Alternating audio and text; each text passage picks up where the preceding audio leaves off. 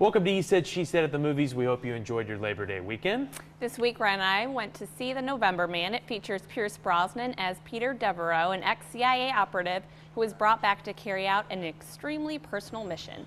Ryan, what did you think of this movie? I'm going to go matinee for this one. Okay. I had a lot of fun. It was a lot better than it had any right to be, in my opinion. I kind of went into this thinking it was going to be a generic thriller.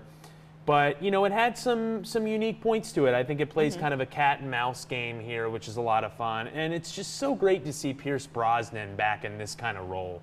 He's clearly having the time of his life. In case you didn't know, he was James Bond previously. They kind of had a lot of fun with the marketing with this movie with that.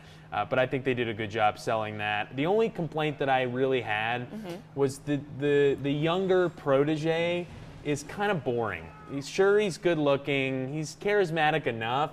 But he's just such a no-name, and like you never really feel like Pierce Brosnan's in danger. If you're gonna go against James Bond 007, you better bring somebody than like a 17-year-old with who can't grow facial hair. I mean, this guy just looked like this guy was not up to snuff. I think anyone who works for the CIA in that vein would be emotionless. I think that's a better word than boring. I kind of get what you're saying, but to me, that didn't bug me. I guess. Well, if he was going for emotionless with his acting style, he succeeded because it was literally straight-faced.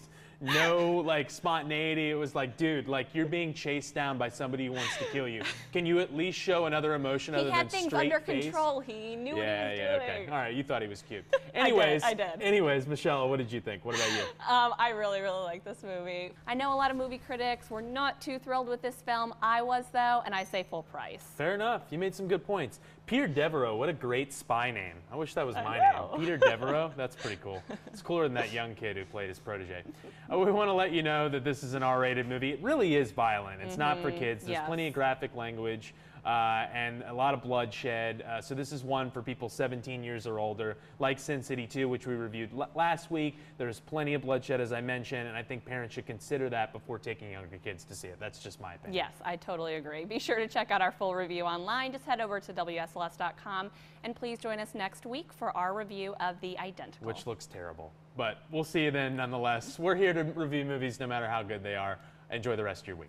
Ryan, what is your review of this movie? So, talking to you before we did the review here, we both kind of went back and forth. I'm going to say full price. I actually thought this was a musical, so I was in. No, I really didn't. I knew this was going to be a depressing movie when I walked into it, and it delivered. It's a movie that's very difficult to watch. Let me just stress that. It's, you know, in my opinion, a really tremendous story that was executed to perfection. The direction's great. The cast is awesome. Brendan Gleeson's amazing in this movie. It gives an Academy Award nomination-worthy performance. And I think Chris O'Dowd, who you might remember from a BBC show called The It Crowd, he was in This Is 40 with Paul Rudd. He's mostly known for his comedic work, but he was outstanding here in a really important role. And I don't want to give away too much about the plot. It's kind of a whodunit. You kind of have to figure it out for yourself. But this is a movie about a man struggling with his faith. The characters in the movie are struggling with it as well.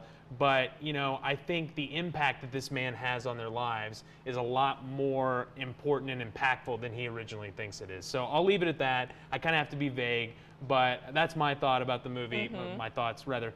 So Michelle, what did you think about this? Yes, I do want to see it again to catch some of the dialogue I may have missed this first time around. Absolutely, very well said. We do want to let parents know this is an R-rated movie. It's not for kids. There's plenty of graphic language, and the subject matter in this movie will be difficult for even some adults to handle. Rape is a very serious issue, as is child abuse. They handle these themes very delicately in a very intelligent way. It's a very thoughtful discussion about all these problems, and the importance of seeking out help for those problems as well is also an overlying theme. So definitely a great movie. I think we'll be hearing about it award season. Be sure to check out our full review online. That's actually you. I'm reading your script.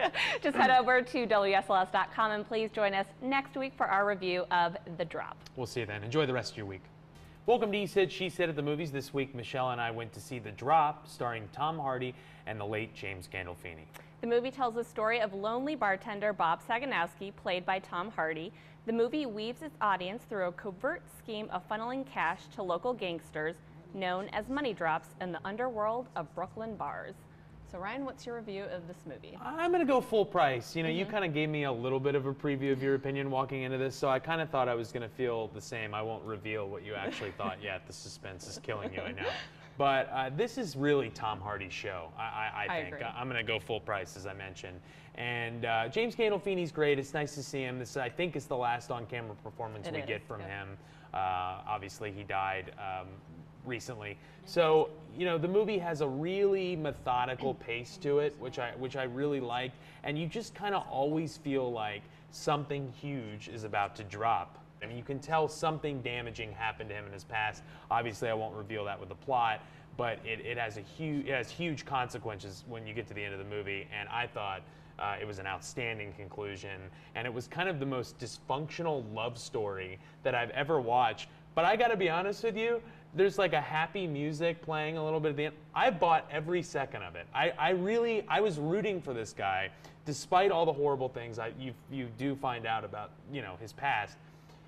I really was still sympathetic towards him, and for a large part of the movie. Obviously, some things that he did are worse than others, but I don't know. So I'm going to go full price. Michelle, yeah, no, that all what makes about you? sense. Good points. I'm going to actually say matinee on this one. This movie has an interesting storyline. I didn't ever know quite which direction the story would take, kind of what you were saying. It moves at a steady pace.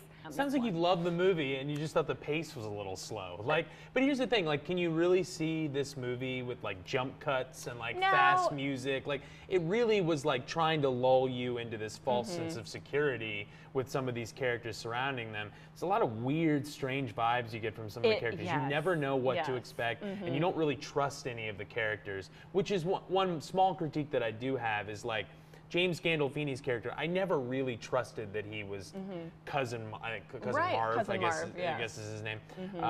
But I will say, I do want to ask you about this, the accent. So Tom Hardy was great, and it was ironic to me, like the British guy, in my opinion, had the best dialect. Like, I didn't know, like, that was some of the funkiest Brooklyn accents that I'd ever heard. I mean, it was not really that great. I mean, I thought it was good. I mean, to I me, thought his was great. I didn't think, I actually thought Gandolfini had the worst Brooklyn accent in the movie. And I'm like sitting there, I'm like, I think he is from Brooklyn. Like, maybe he was just trying to sell his Brooklynism. I don't know. Yeah. But anyways, and another thing I do want to let you know, this is an R-rated movie. Like every movie we've been seeing lately, it's not for kids. There's plenty of graphic language and violence, and the consistent themes throughout the screenplay are for adults only. And I also want to mention, if you're watching the trailer and you see the dog and you're worried about the dog, I feel like I have to say this. I may be spoiling a key plot line.